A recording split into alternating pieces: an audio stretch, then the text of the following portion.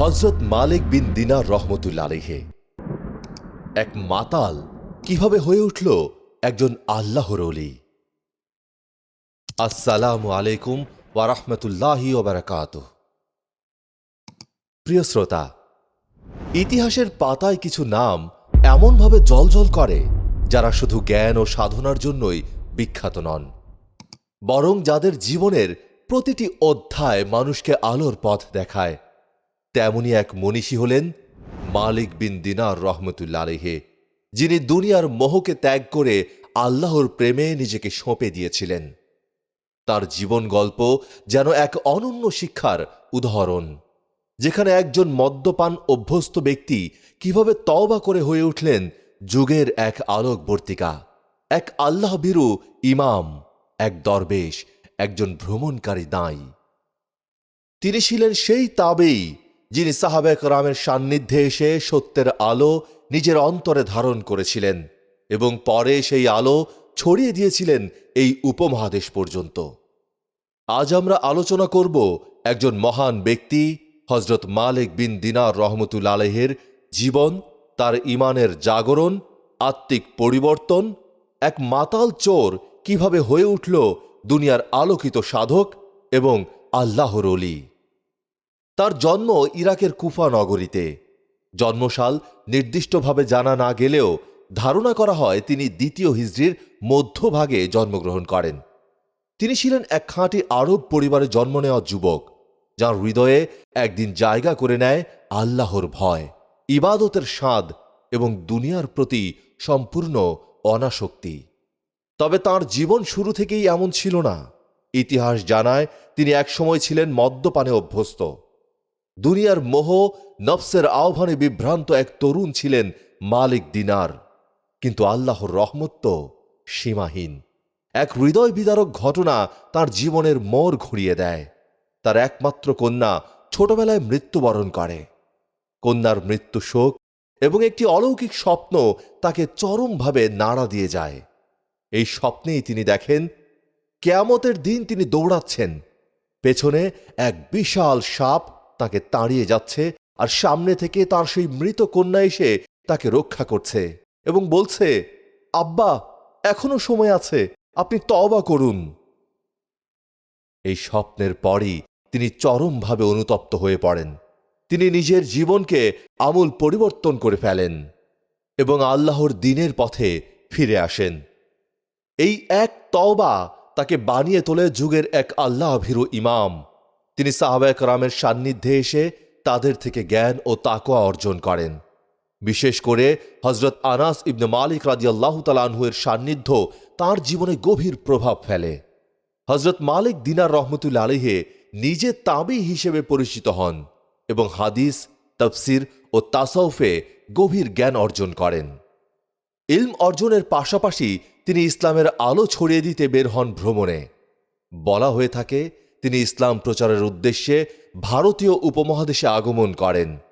দক্ষিণ ভারতের কেরালা রাজ্যের কাসারগড় জেলার থালঙ্গা নামক স্থানে তিনি পৌঁছেন এবং সেখানে ইসলামের দাওয়াত দেন। অনেকের মতে সেখানেই তিনি ইন্তেকাল করেন। কেরালার রাজার ইসলাম গ্রহণের মাধ্যমে মালিক বিন দিনার ভারতের কেরালা রাজ্যে ইসলামের বীজ বপন করেন। তিনি শুধু একজন দাই বা আলেমে ছিলেন না, তিনি ছিলেন এক সুফি, এক ইবাদত গুজার, যিনি দুনিয়ার মোহ ছেড়ে দিয়ে আল্লাহর সন্তুষ্টির জন্য জীবন কাটিয়েছেন। তার মুখে সর্বদা থাকত তাকওয়ার কথা। তিনি বলতেন, তাকওয়ার দরজা তখনই খুলে যাবে যখন বান্দা নিজের গুনাহের বোঝাকে গলায় ঝুলিয়ে আল্লাহর দরজায় কান্না করবে। তার জীবন আমাদের শেখায় আল্লাহর পথে ফিরে আসা কখনো বান্দার জন্য কঠিন না। আমরা যত বড় গুনাহগারই হই না কেন, যদি অনুতপ্ত হই, আল্লাহর দরজা আমাদের জন্য খোলা। এভাবেই মালিক বিন দিনার রহমতুল্লাহ আলাইহি এক জীবনচিত্র হয়ে আছেন। যারা অন্ধকার থেকে আলোয় ফিরে আসতে চায় তাদের জন্য এক অনুপ্রেরণা। তার জীবন যেন এক জীবন্ত বার্তা। তওবা কখনো বৃথা যায় না, যদি তা হয় আন্তরিক। হযরত মালিক বিন দিনার রহমতুল্লাহ আলাইহি সিরিয়ার দামেস্কের অধিবাসী ছিলেন। তার জন্মগ্রহণকালে তার পিতা দাস হিসাবে জীবনযাপন করেছিলেন। দারিদ্র্যের কশাঘাতে হজরত মালিক বিন দিনার রহমতুল্লাহ আলাইহে পাপ কাজে জড়িয়ে পড়েন। একদিন তিনি দামেস্ক শহরের বড় মসজিদ সংলগ্ন এক ধনাঢ্য আমিরের বাড়িতে রাতের অন্ধকারে চুরি করার উদ্দেশ্যে প্রবেশ করেন। আমির ছিলেন আবেদ, পরহেজগার ও মুত্তাকি মানুষ। দামেস্ক শহরের বড় মসজিদটিও তাঁরই হাতে নির্মিত হয়েছিল। পারিবারিক জীবনে তিনি ছিলেন একটিমাত্র কন্যা সন্তানের জনক, ফলে সে বিশাল সম্পদের একমাত্র উত্তরাধিকারীও ছিল এ কন্যা সন্তান। আমির গভীর রাতে প্রিয়তমা স্ত্রীর সাথে আলাপ করছিলেন।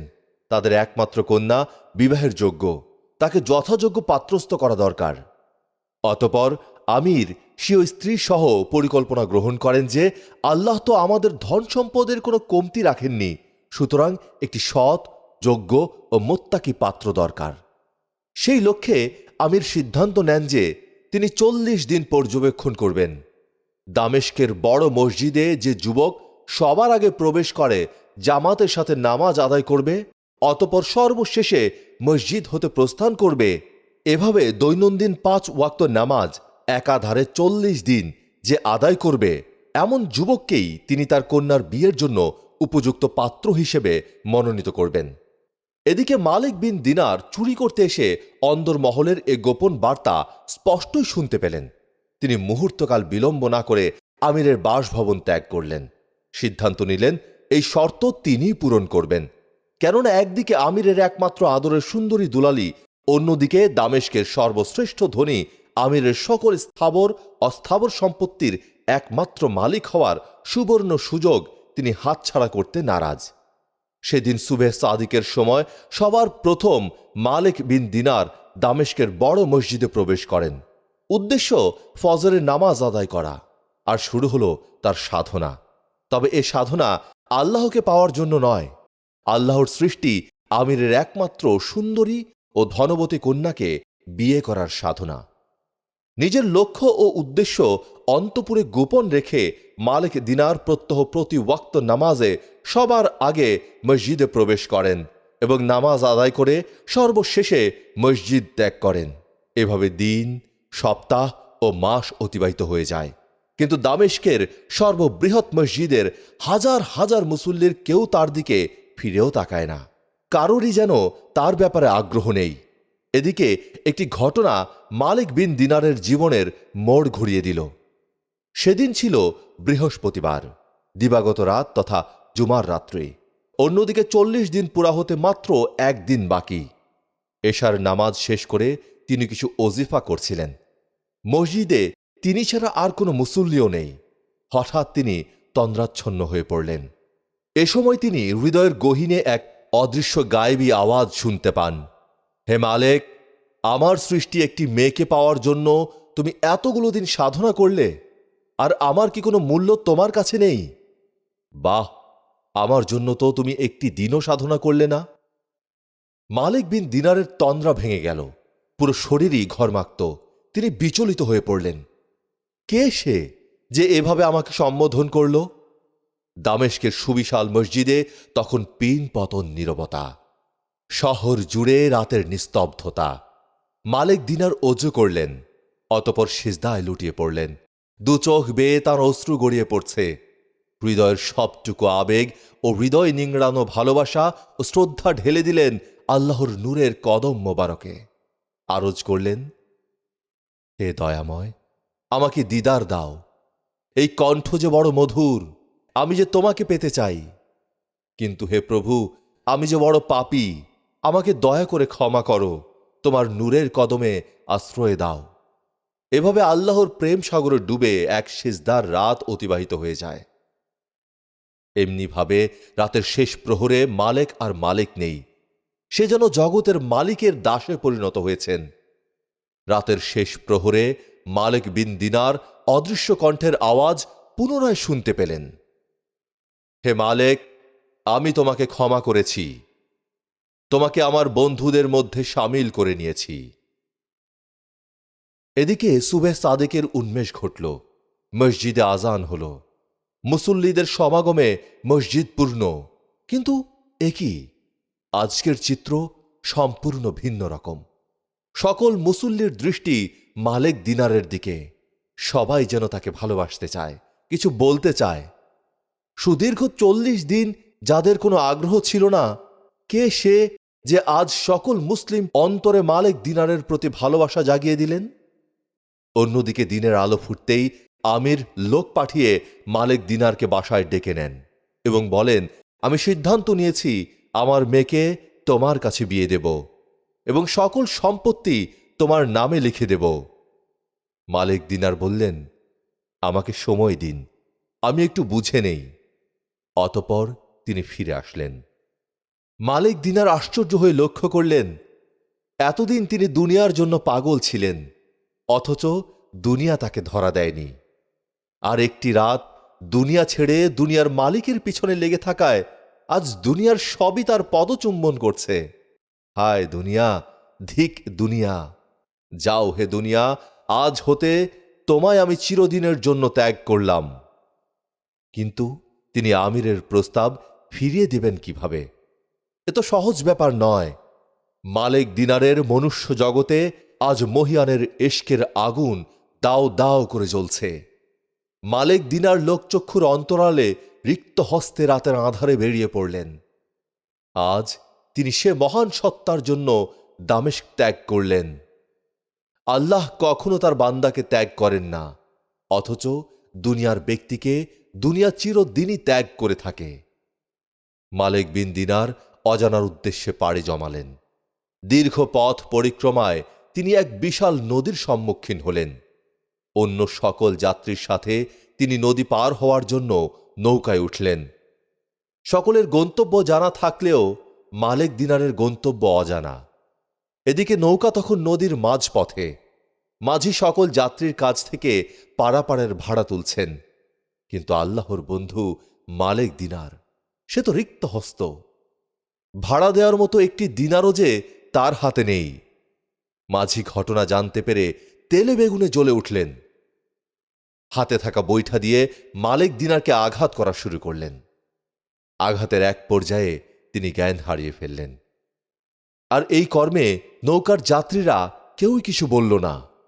এক পর্যায়ে মালিক দিনারের জ্ঞান ফিরলে মাঝি রশি দিয়ে তার হাত পা বেঁধে নদীতে ফেলে দেওয়ার কাজ শুরু করে দিল। কিন্তু এ কি করে সম্ভব? এ যে আল্লাহর বন্ধু মহান রব্বুল আলামিন বিনা প্রার্থনায় সেও বন্ধুর দিকে সাহায্যের হাত বাড়িয়ে দিলেন। মুহূর্তেই নদীবক্ষের লক্ষ লক্ষ মাছ একটি করে স্বর্ণের দিনার মুখে নিয়ে নৌকার চারপাশে ভেসে ওঠে। এ দৃশ্য চোখে না দেখলে উপলব্ধি করা কঠিন। মালিক দিনার হাত বাড়িয়ে একটি মাছের মুখ থেকে দিনারটি গ্রহণ করলেন এবং মাঝিকে তার ভাড়া মিটিয়ে দিলেন। এ দৃশ্য মাঝি সহ নৌকার সকল যাত্রী অবলোকন করল। সবাই তখন লজ্জিত, অনুতপ্ত ও নির্বাক। অতঃপর মাঝি সহ সকল যাত্রী মালিক দিনারের কদম মোবারকে লুটিয়ে পড়ে ক্ষমা প্রার্থনা করে। আল্লাহর বন্ধুগণ পর্বতসম ধৈর্যের অধিকারী হন। মালিক দিনার তাদের ক্ষমা করে দিলেন। অতঃপর তিনি নৌকা থেকে নেমে পানির ওপর দিয়ে হেঁটে হেঁটে তীরে পৌঁছেন এবং লোকচক্ষুর অন্তরালে অদৃশ্য হয়ে যান। সেদিন থেকেই মালিক নামের সাধারণ মানুষটি হজরত মালিক দিনার রহমতুল্লাহ আলাইহি নামে অভিহিত হন। মালিক বিন দিনার রহমতুল্লাহ আলাইহির মৃত্যুর স্থান ও সময় নিয়ে ইতিহাসবিদদের মধ্যে কিছুটা মতভেদ রয়েছে। তবে অধিকাংশ বর্ণনায় উঠে আসে তিনি ইসলাম প্রচারের উদ্দেশ্যে ভারতীয় উপমহাদেশে আগমন করেন এবং কেরালা রাজ্যের কাসারগোদের থলঙ্গা এলাকায় ইন্তেকাল করেন। তার স্মৃতি ধরে রাখতে গড়ে ওঠে মালিক দিনার মসজিদ, যা আজও তার নিদর্শন বহন করে চলেছে। যদিও তার মৃত্যুর সঠিক স্থান নিয়ে ঐতিহাসিকদের মধ্যে ঐক্যমত নেই, তথাপি প্রচলিত মত অনুযায়ী কাসারগোদেই তাকে সমাধিস্থ করা হয়েছিল বলে মনে করা হয়। ইন্তেকালের সন সম্পর্কেও বিভিন্ন মত পাওয়া যায়। কেউ বলেন তিনি বসরার এক মহামারীর ঠিক পূর্বে ইন্তেকাল করেন। তার মৃত্যু নিয়ে মতভেদ থাকলেও তার জীবন ও কীর্তি আজও ইসলামের ইতিহাসে অম্লান হয়ে রয়েছে। প্রিয় শ্রোতা, মালিক বিন দিনার রহমতুল্লাহ আলাইহির জীবনের এই দীর্ঘ ও ভাবগম্ভীর আখ্যান আমাদের সামনে এক অপূর্ব উদাহরণ হয়ে এসেছে। একজন মানুষ কতটা নিচু পর্যায়ে নামতে পারে, আবার সেই মানুষই আল্লাহর দরবারে ফিরে এসে কত উচ্চ মর্যাদায় আসীন হতে পারে, এই সত্যকে যেন চোখের সামনে জীবন্ত করে তুলে ধরেছেন তিনি। একজন মানুষ যিনি ছিলেন পাপের গভীরে নিমজ্জিত, অথচ একটি হৃদয় বিদারক ঘটনা, একটি তওবার অশ্রু আর একটি চরম আত্মসমালোচনা তাকে এমনভাবে বদলে দিল যে তিনি হয়ে উঠলেন যুগের অন্যতম বড় অলি, জ্ঞানী, আল্লাহ ভীরু, দুনিয়া বিমুখ সাধক। এমন পরিবর্তন কেবল তখনই সম্ভব যখন অন্তরের গভীর থেকে একজন বান্দা আল্লাহকে ডাকেন, আহাজারি করেন, নিজেকে ভেঙে ফেলেন আল্লাহর সামনে। তার কেরামত, তার জীবনের নানা অলৌকিক দিক, তার প্রজ্ঞা, তার ভ্রমণ, তার আত্মনিবেদন, সব মিলিয়ে তিনি এমন এক চরিত্র যিনি শুধু ইতিহাস নন, বরং আমাদের জীবনের জন্য এক জীবন্ত অনুপ্রেরণা। তাই আসুন আমরা সবাই অন্তরের গভীর থেকে একটিবার আল্লাহর দরবারে ফিরে যাই। পরিশেষে আমরা সবাই আল্লাহর দরবারে দোয়া করি, হে আল্লাহ, আমাদেরকেও তওবার তৌফিক দাও। আমাদের অন্তরকে মালিক বিন দিনার রহমতুল্লাহ আলাইহির মতো অন্তর বানিয়ে দাও, আর আমাদের জীবনকে এমন করে গড়ে তোলো যাতে মৃত্যুর পরও আমরা তোমার প্রিয় বান্দাদের কাতারে থাকি। আমিন।